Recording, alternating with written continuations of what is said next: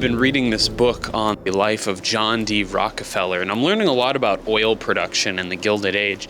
And this might sound pretty obvious, but I had no idea. Did you know that oil pipelines work simply off of a siphon? And what was interesting about Rockefeller is that he was pursuing oil at a time where oil really didn't have too much of a purpose because automobiles hadn't taken on yet. But he was so religious and so certain that oil was given to man by God that he kept pursuing it, knowing that it would eventually blow up. See, at the time, they were still just using kerosene, which was made from whale blubber, and the whaling industry was still supplying enough of that.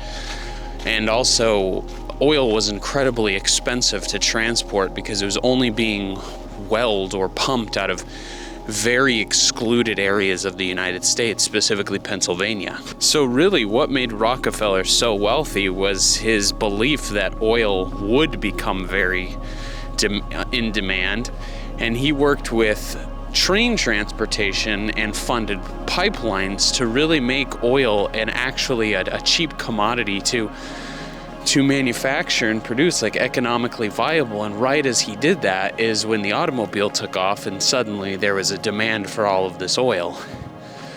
Oh, well, and the other thing too was he pretty much worked out all of these rebate deals with railroads so that he would always get the cheapest transportation cost, and that's pretty much what choked out all competition and gave him a monopoly with Standard Oil.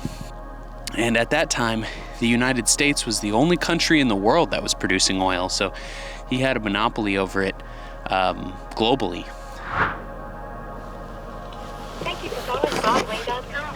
Your team of theater specialists for shows on and off Broadway are available Monday from 10 a.m. to 6 p.m., Tuesday through Friday from 10 a.m. to 8 p.m., Saturday 11 a.m. to 8 p.m., and Sunday, 10 a.m. to 6 p.m., all Eastern Time.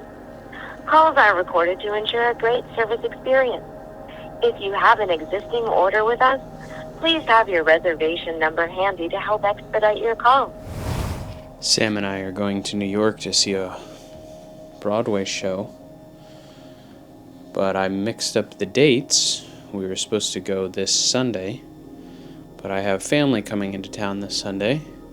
So I've been trying to call to exchange the tickets for another date, but the only way to do that is over the phone. If you email them, they direct you to their phone number and say, "We'd love to help you, but call in."